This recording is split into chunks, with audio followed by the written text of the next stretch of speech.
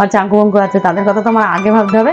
মাছ ফাছ সিদ্ধ করে খেতে ফেতে দিয়ে দিয়েছি সবাইকে। আপনার দাদাভাই এসে গেছে আজকে, দাদাভাই ভাতটা একটু তলায় ধরে গেছিল।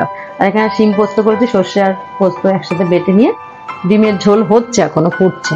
আমার চাঙ্কু বাঙ্কুর মাছ সিদ্ধ, আপনাদের দাদাভাই মানে ওদের চাল আনতে গেছিল, চলে এসে যে আমার পুচকে শুনে বসে আছে।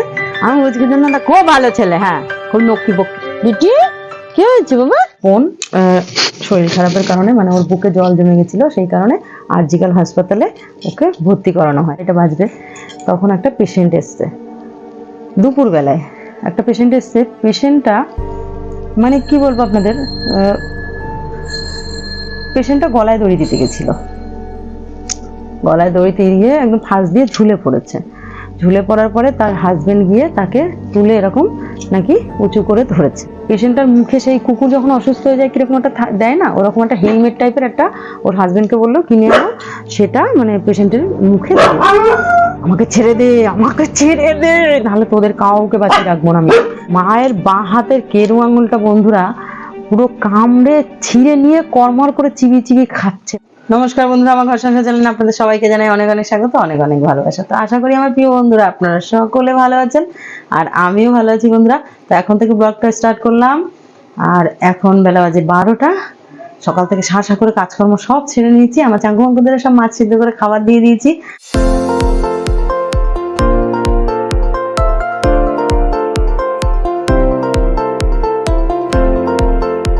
আর আমার ডেলি রুটিন হিসাবেই তো কাজ হয়, যেহেতু আমার চাঙ্কু বাঙ্কু আছে, তাদের কথা তো আমার আগে ভাবতে হবে। তো তাদেরও কাজ মানে মাছ ফাছ সিদ্ধ করে খেতে ফেতে দিয়ে দিয়েছি সবাইকে। আর আপনার দাদাভাই এসে গেছে আজকে, দাদাভাই তাড়াতাড়ি আসার ফলে আপনাদের দাদাভাই টিফিন করেছে, আমি ছেলে সবার খাওয়া হয়ে গেছে, টিফিন টিফিন সব কমপ্লিট। আর কি রান্না করছি এটা আপনাদের সাথে শেয়ার করি। আমার এখানে রান্না হয়েছে ভাতটা হাঁড়ির থেকে ঢেলে রেখেছি গামলায় আজকে, তার কারণ হচ্ছে ভাতটা একটু তলায় ধরে গেছিল, সেই জন্য ঢেলে রেখে হাঁড়ির ভাত যেটুকু ধরে গেছে সেটা ফেলে দিয়েছি। আর এখানে শিম পোস্ত করেছি, সর্ষে আর পোস্ত একসাথে বেটে নিয়ে শিম পোস্ত। আর এখানে করেছি এই দেখুন ডিমের ঝোল হচ্ছে, এখনো ফুটছে। তো এই হচ্ছে আজকে দুপুরে মেনু। আর ডাল আছে অল্প একটু, সেটা বাবানকে গরম করে দেবো, ওর ডাল লাগে প্রতিদিন। আর এইখানে হচ্ছে আমার চাঙ্কু বাঙ্কুর মাছ সিদ্ধ, সকালে খেয়েছে আর এটা রয়েছে, এটা দুপুরে খাবে, আবার রাত্রেবেলা আলাদা করতে হবে। বাবা আমার চাঙ্কু বাঙ্কুর কথা তো আমাকে আগে ভাবতে হবে না। তো ওই যে আমার বুবলু সোনা ওখানে গা চাটাচাটি করছে, আর আমার বুবলু সোনা সবসময় বদমাইশি বুদ্ধি, ওদের তাড়া করে, ওদের সাথে কামড়াকামড়ি করবে, খেলা করবে। আর এই যে আমার পুচকে সোনা বসে আছে, আমি পুচকে সোনা খুব ভালো ছেলে, হ্যাঁ খুব নক্কি পক্ষী ছেলে। আপনাদের দাদাভাই ওদের চাল আনতে গিয়েছিল, কারণ ওদের তো অনেক চাল লাগে, সেটা আবার আলাদা করে নিয়ে আসতে হয়। আর বাবার আমার চাঙ্কু বাঙ্কুরা যতক্ষণ না খাবে ততক্ষণ আমার তো শান্তি নেই। আর এইখানে হচ্ছে আমার মাছ অ্যাকোরিয়ামটা খুবই নোংরা হয়েছে বন্ধুরা, কালকে পরিষ্কার করবো, আজকে অনেক বেলা হয়ে গেছে, জল পাবো না। আর এই খাবারটা নিয়ে এসেছে আপনাদের দাদাভাই মাছের জন্য। আমি বললাম কি এই খাবারটা আনলে কেন, বলছে আজকে পয়সা কম ছিল, এটা খা, কদিন পরে দামি খাবারটা এনে দেবো। ঠিক আছে, একদম স্কিপ করবেন না ভিডিওটা বন্ধুরা, আপনাদের খুব ভালো লাগবে। আজকে একটা ভূতের গল্প করব, আর এতটাই ভয়ঙ্কর ভূতের গল্প যে আপনাদের শুনলে কিন্তু গায়ের লোম শিউরে উঠবে। তো চলুন, এটা মা মেয়েতে বসে আছে, এই যে মা গুলু, আর এই যে মেয়ে পাঙ্কু। আমার ডিঠি কোথায় গেল? আমার ডিঠি এই যে এমনি অনাথ মেয়েটা, মেয়েটার শরীরটা একদম ভালো নেই। ডিঠি কি হয়েছে বাবা? শরীরটা খুব খারাপ করছে, জল খাবি? তুই চিল্লাচ্ছিস কেন রে? তো রোদটা বন্ধুরা ভালোই উঠেছে আজকে, আমি অনেকগুলো কেচে দিয়েছিলাম, সেগুলো সব শুকিয়ে টুকে গেছে। আর এখানে বাদ বাকি শুকে, আমি দেখলাম আজকে সকালবেলা খেয়াল করে আমার লেবু গাছটায় ফুল আসছে, আমার চাঙ্কু বাঙ্কুরা চিল্লাচ্ছে, চিল্লাচ্ছে। ওই দাদাটাকে দেখেছে, গায়ে একটা পোটলা নিয়ে যেতে যেন গুল্লু কাজকর্ম সেরে একদম চলে এসেছি আপনাদের সাথে গল্প শেয়ার করবো বলে। তো আজকে যে ভৌতিক ঘটনাটা আপনাদের সাথে শেয়ার করব, এই ঘটনাটাই হচ্ছে আরজিকর হসপিটালে। তো আপনারা বলবেন যে দিদিভাই এর আগে তোমার ছেলের সাথে এই ঘটনা ঘটলো মেডিকেলে, এখন আমার আরজিকরে এই ঘটনাটার সম্মুখীন আমি নিজে হয়েছিলাম বন্ধুরা। তো ভাবছিলাম দেবো কি দেবো না, তো আপনারা দেখলাম এর আগের দিন যখন আমার ছেলের ওই ঘটনাটায় ভালোই আমাকে সাপোর্ট করেছেন, অনেকেই দেখেছেন। তো বন্ধুরা আশা করছি এটাও দেখবেন, খুবই ভালো লাগবে শুনতে। তো কোনো রকম বানানো গল্প না, পুরোটা শুনুন তাহলেই বুঝতে পারবেন। কি হয়েছে বলুন তো, আমার বোন শরীর খারাপের কারণে মানে ওর বুকে জল জমে গেছিলো, সেই কারণে আরজিকাল হাসপাতালে ওকে ভর্তি করানো হয়। তো আরজিকাল হসপিটালে যখন ভর্তি করানো হয়, আরজি করে ও মেয়েদের যে সেটা সেই ওয়ার্ডে ভর্তি ছিল। তো আমি এখান থেকে, আমার শ্বশুর বাড়িটা যেহেতু সোদপুর থেকে আরজিকাল কাছাকাছি, সেই জন্য আমি খাবার দাবার দুবেলা করে নিয়ে যেতাম। আর ও শ্বশুরবাড়িটা অনেকটাই দূরে, সেই জন্য ও শ্বশুরবাড়ি থেকে দুবেলা করে ওরকম খাবার দিতে আসাটা সম্ভব হতো না। আমি নিয়ে যেতাম যথারীতি। এরকম একদিন খাবার নিয়ে গেছি বন্ধুরা, কি বলবো আপনাদের, তখন বেলা দুপুর ধরুন ওই 12:30 1টা বাজে তখন। তো ওখানে খাবার খাওয়াচ্ছি আমি, তখন হয়তো 2টা 2:30 বাজবে। তখন একটা পেশেন্ট এসছে, দুপুরবেলায় একটা পেশেন্ট এসছে। পেশেন্টটা মানে কি বলবো আপনাদের, পেশেন্টটা গলায় দড়ি দিতে গেছিল, গলায় দড়ি দিয়ে একদম ফাঁস দিয়ে ঝুলে পড়েছে। ঝুলে পড়ার পরে তার হাজবেন্ড গিয়ে তাকে তুলে এরকম নাকি উঁচু করে ধরেছে, মানে যাতে একদম ফাঁসটা লেগে সে ঝুলে না পড়ে। কিন্তু ততক্ষণে সে নাকি ঝুলে পড়েছিল। তো তাকে নাকি তার হাজবেন্ড ওইভাবে বাঁচিয়ে তখনও দেখছে প্রাণটা আছে, মানে জিভ বেরিয়ে গেছিল, প্রাণটা আছে, তাকে হসপিটালে নিয়ে আসে। হসপিটালে নিয়ে আসতে যেহেতু পুলিশ কেস, পুলিশও এসছে, ট্রিটমেন্ট শুরু হলো। তো ট্রিটমেন্ট সে শুরু হয়নি তখনও। তো ট্রিটমেন্ট শুরু করবে কি বন্ধুরা, কি বলবো আপনাদের, মানে পেশেন্টটা, ডাক্তার বলছে পুরো বডি ঠান্ডা হয়ে গেছে। আমি তখন আমার বোনকে খাওয়াচ্ছি, ওই ওয়ার্ডেই এসছে পেশেন্ট ভর্তি হয়ে গেছে, ওয়ার্ডে নিয়ে এসছে আর কি ট্রলিতে করে। তো ট্রলিতেই গেটের সামনে, আমার বোনের গেটের সামনে 2টো বেডের পরে আমার বোনের বেড ছিল। তো আমি খাওয়ানোটা হয়ে গেছে, আমি হাতটা না ধুয়ে পেশেন্টটার দিকেই দেখছি। পেশেন্টটা কি করেছে বন্ধুরা, আপনাদের কি বলবো, মানে আপনারা হয়তো বিশ্বাস করবেন না।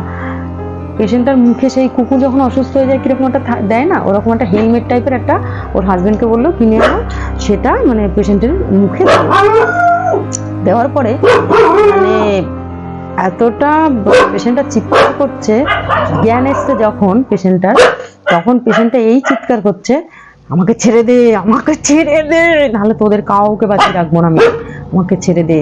হ্যাঁ, কতক্ষণ আমি চিৎকার করছি, তারপর আবার নিস্তেজ হয়ে পড়েছে। তারপরে ওই হেলমেটটা পরাতো, না হলে যে ও কী করতে জানি না।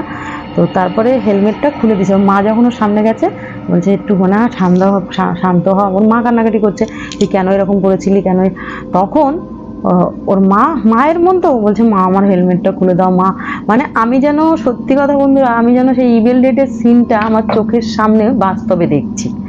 হ্যাঁ, তখন বলছে কি খুলে দাও মা, আমাকে খুলে দাও, বলো তুমি আমাকে, তোমার মানাকে কত ভালোবাসো। ওর মা না ওই হেলমেটটা খুলে দিয়েছে, মানে হেলমেটের মতন ওইটা একটা কি জানি না আমি। তো সেটা যখনই খুলে দিয়েছে বন্ধুরা, তখনই আবার শুরু করেছে, মানে ও তোদের কাউকে ছাড়বো না, এবার আমি এখন কাউকে ছাড়বো না। তো ওর মার আঙুলটা, মানে ওর গালের মধ্যে হাত বুলাচ্ছিল ওর মায়ের বাঁ হাতের কেরু আঙুলটা বন্ধুরা পুরো কামড়ে ছিঁড়ে নিয়ে কর্মর করে চিবিয়ে খাচ্ছে, মানে বিড়িখিচ্ছিত অবস্থা। সবাই, একটা পেশেন্ট তো আমার বোনের মতনই অল্প বয়সে ছিল, সে চিৎকার মেরে উঠছে ওই দৃশ্য দেখে। তখন তাড়াতাড়ি আয়ারা নার্সরা সব দৌড়িয়ে এসে বলছে, এই পেশেন্টকে ডাক্তারবাবু কী করবেন করুন, নাহলে ট্রান্সফার লিখে দিন। হ্যাঁ, তো আর একজন ডাক্তারবাবু এসে বলছে ওনার গা তো পুরো ঠান্ডা হয়ে গেছে, পেশেন্টের পার্ট চলছে না, কি হচ্ছে। হ্যাঁ, তখন সিনিয়র ডাক্তারদের খবর দিল। সিনিয়র ডাক্তাররা এসে বলছে শিগগির ওইটা পরিয়ে দিন, ওই হেলমেটের মতন কি বলে ওইটাকে জানি না, আমি হেলমেটই বলছি বন্ধুরা, যেহেতু আমি নাম জানি না ওটা। হ্যাঁ, বলছে ওইটাকে পরিয়ে দিন। তখন ওইটাকে যেমন বলছে কি, হ্যাঁ আমাকে পড়াতে আসলে তোদের কাউকে বাঁচিয়ে রাখবো না। এদিকে হাত পা কিন্তু পুরো তার সব বাঁধা ওই ট্রলির সঙ্গেই, নাহলে তো উঠে যে কি তাণ্ডব করবে তার ঠিক ঠিকানা নেই। বলছি না, মনে হচ্ছে যে ইভিল ডেডের যে সিনটা আমরা দেখতে পেয়েছি, সেই সিনটা দেখছি, যে নায়িকাটা যখন ভূত হয়ে গেছিল তখন কি করেছিল, তো নায়কটার সাথে সেই রকম পুরো করছে। তখন একটা সিনিয়র ডাক্তার এসে ধরে বলছে কি, ওনার নার্ভ চলছে না, ওনার গা তো ঠান্ডা হয়ে গেছে, উনি তো মনে হচ্ছে ডেড হয়ে গেছে, কিন্তু উনি কিছুক্ষণ পর কথা বলছে কি করে, এইটাই তো মাথায় আছে। মানে আশ্চর্য, পুরো ডাক্তার না হলেও মনে হয় ওখানে প্রায় 15 থেকে 16 জন ডাক্তার জড়ো হয়ে গেছে, জুনিয়র সিনিয়র মিলিয়ে। আরও ডাক্তার সিস্টার পুরো ভিড় হয়ে গেছে ওয়ার্ডে। মানে কি বলবো আপনাদের, সবাই অবিশ্বাস্য জিনিস যেন চোখের সামনে ঘটছে বন্ধুরা। হ্যাঁ, ওর মায়ের আঙুলটা তখন খেয়ে নিচ্ছে ওরকম চিবিয়ে, তারপরে তো ডাক্তারবাবুরা মানে মনে হয় লিখে দিল যে পিজিতে নিয়ে যান, না কি করেছে জানি না, বলছে শিগগিরই বের করুন এই ওয়ার্ড থেকে, শিগগিরই বের করুন। কি অনাসৃষ্টি কাণ্ড। হ্যাঁ, তো বন্ধুরা এই ঘটনাটা আমার চোখের সামনে ঘটেছিল, মানে ডাক্তাররাও বুঝতে পারছি না সে জীবিত কি মৃত। তার স্বামী যখন সামনে আসছে বলছে আমাকে খুলে দাও না, এটা আমাকে খুলে দাও না, তুমি আমাকে কত ভালোবাসো, কান্নাকাটি করছে, যেহেতু হেলমেটটা পরানো। যেই হেলমেটটা খুলে দিচ্ছে অমনি সঙ্গে সঙ্গে দাঁত খিচিয়ে মিচিয়ে একদম ছেড়ে দিয়ে আমাকে, সে কেমন করছে, মানে সবার এটাই ধারণা, সিস্টাররা সব বলা বলি করছে যে তাহলে কোন মধ্যে আত্মা, কোনো অপদেবতার আত্মা ঢুকে গেছে, মানে কোনো পেতাত্মা ঢুকে গেছে। আর ডাক্তাররা তো ওইভাবে বলে না যে পেতাত্মা মরে গেছে, ভূত বা পেত এরকমভাবে বলে না, কিন্তু ওয়ার্ডের সবাই মানে আয়ারাও পর্যন্ত বলছে যে এ মারা গেছে, এর পেতাত্মাটাই এরকম করছে। বন্ধুরা, তো এই ঘটনা আমার চোখের সামনে ঘটেছিল আরজিকর হসপিটালে, আর এই ঘটনাটা ঘটেছিল 2016 সালে। তো আজকে আপনাদের সাথে সেই ঘটনাটাই শেয়ার করলাম বন্ধুরা, কোনো গানানো বা মানে কাল্পনিক গল্প না, একদম আমার চোখের সামনে ঘটে যাওয়া সত্য ঘটনা। তো সবাই ভালো থাকবেন। আমার ভিডিও যদি ভালো লাগে অবশ্যই লাইক কমেন্ট শেয়ার করবেন, আর চ্যানেলটি সাবস্ক্রাইব যারা করেছেন তাদের অনেক ধন্যবাদ, যারা সাবস্ক্রাইব করেনি সাবস্ক্রাইব করে আমার পাশে থাকবেন। মানে আমার গা হাত পাও না কাঁপছে বন্ধুরা যখন এই গল্পটা আপনাদের সাথে শেয়ার করছি, আমি নিজের চোখে দেখেছিলাম সেই কারণে। তো ঠিক আছে, আজকের মতো টাটা।